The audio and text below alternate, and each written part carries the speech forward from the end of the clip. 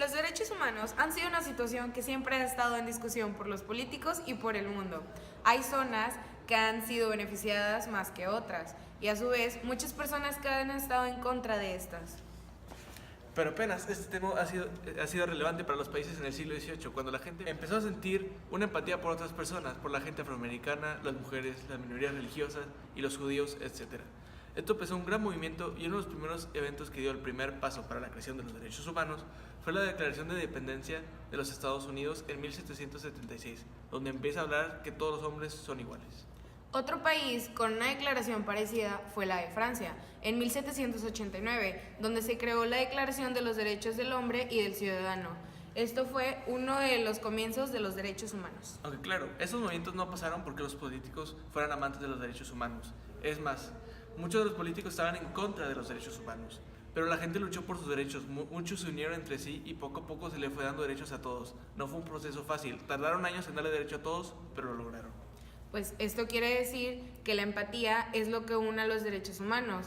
Mucha gente creía que si los demás tenían derechos, ¿por qué ellos no? Por ejemplo, la mujer ha luchado por tener los mismos derechos y oportunidades que los hombres, ya que nosotras fuimos arrojadas a un mundo machista que nos ve como un objeto, donde no nos dejan votar, tampoco nos permitían el divorcio, ni tener propiedades y mucho menos el control de nuestros cuerpos. Y pues es injusto, mujeres, que nosotras siempre hemos buscado tener los mismos derechos y que la mayoría de los hombres solo se creen superiores a las mujeres por tener uno que otro organismo diferente. Pero pues, ¿por qué? O sea, si todos somos humanos, ¿por qué nosotras no podemos ser iguales que los demás? ¿Por qué nosotras hemos tenido que luchar por todos nuestros derechos mientras que los hombres han tenido todo en bandeja de plata?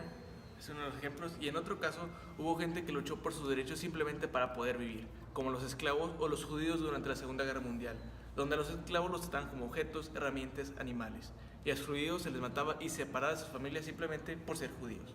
Bueno, pues, y se buscaban estos derechos ya que se supone que son universales, ¿no? Y en el concepto kantiano se apoya mucho en estos, donde decía que la ética nace en nuestro interior y que los derechos humanos no se crearon por política, sino porque somos seres morales. Y sí, siempre el ser humano ha regido por la moral, y durante este tiempo la empatía formó parte de nuestro moral y de nuestra vida diaria. Exacto. Además, la ética de Aristóteles, donde apoyaba la existencia de una moral natural y que existen dos justicias, la natural y la legal. Pero la natural consiste en que posee la misma validez en todas partes y no depende de la aceptación. Se puede decir que todos nuestros derechos en todos lados es aceptable y no importa que alguien esté en contra. Pero desde ese entonces y ahora se ha discutido sobre los derechos humanos. Se les ha cuestionado si realmente los derechos humanos son universales y si se le dan estos derechos a todos los humanos. Pero yo tengo una pregunta. ¿Por qué se tardaron tanto en crear una declaración que apoyara los derechos humanos? Se supone que los derechos humanos deberían ser algo que siempre nos debe acompañar. ¿O es que los gobiernos no le daban la importancia que deberían tener? ¿Acaso los gobiernos no daban la importancia a los derechos humanos porque nos consideraban, o siguen considerando, como unos peones que no valen tanto la pena y su tiempo? Una de las declaraciones más recientes e importantes han sido la de 1948, después de la Segunda Guerra Mundial, donde los países en búsqueda de paz, o que no vuelva a suceder un suceso tan grande y tan terrorífico, crean la ONU. Y después de su creación realizaron la Declaración Universal de los Derechos Humanos, que más de 48 países votaron a favor. Esta declaración pues buscaba que todos fueran iguales y todos tenían los derechos universales, ¿no? Y los podrías tener simplemente por ser humano. Pero justo después de este evento sucedió la Guerra Fría, donde sucedieron varias guerras y golpes de Estado, donde ponemos como por ejemplo Cuba, Chile, Vietnam, Corea, etc., donde lo único que buscaban era que el país eligiera una ideología, la comunista o la capitalista. Y esto causó muchas muertes, heridos, torturas, miedos, inseguridades, y todo esto es lo que buscaba evitar la ONU. Y esto da a pensar que ¿acaso la ONU es simplemente una organización que se creó como un títere para que parezca que hay paz en el mundo? ¿Acaso la ONU busca ser una imagen de paz, pero solo lo aparenta? Muchas dudas salen de esto, pues es que Estamos hablando sobre la paz entre los humanos y sobre cómo se puede hacer para respetar los derechos humanos y no destruirnos entre nosotros por una discrepancia.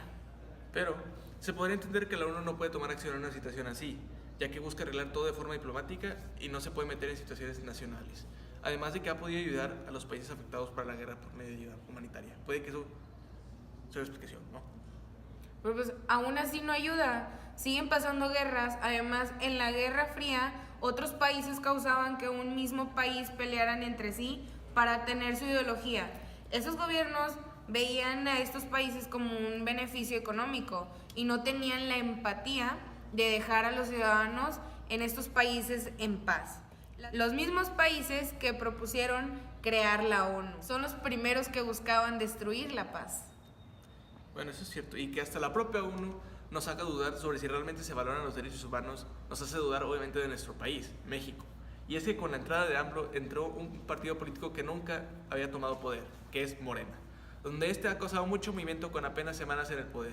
Y un suceso que nos puso a pensar sobre el valor de los derechos humanos en nuestro país es que el 15 de enero de 2019, en la Cámara de Diputados, se decidió que los siguientes delitos se mantuvieran como delitos menores.